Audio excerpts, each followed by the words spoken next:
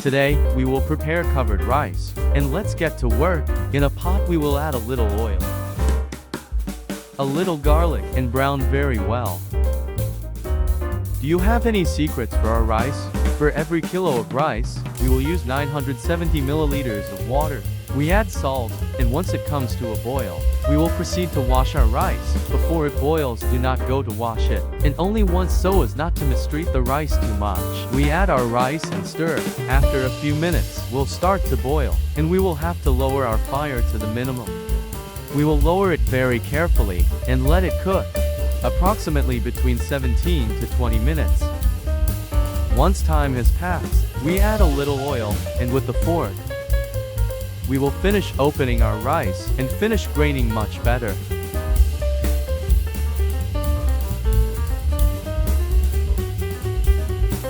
We will proceed to cover.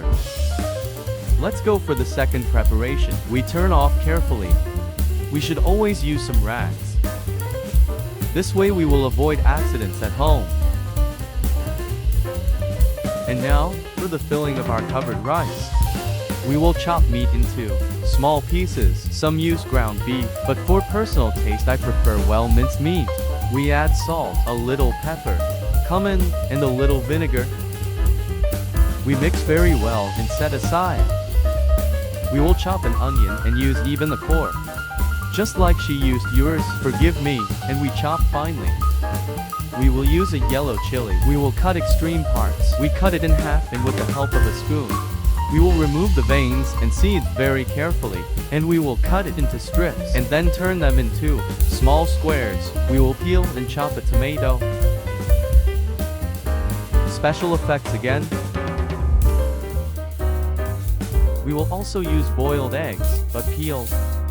We turn on the kitchen in an egg frying pan with a little oil. Once very hot, we will add our meat, which was well seasoned. Be very careful not to throw it away.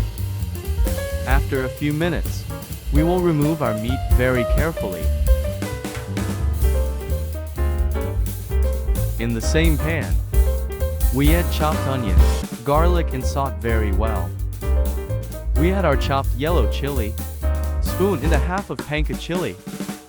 We fry it very well. The secret is a bay leaf to give good flavor.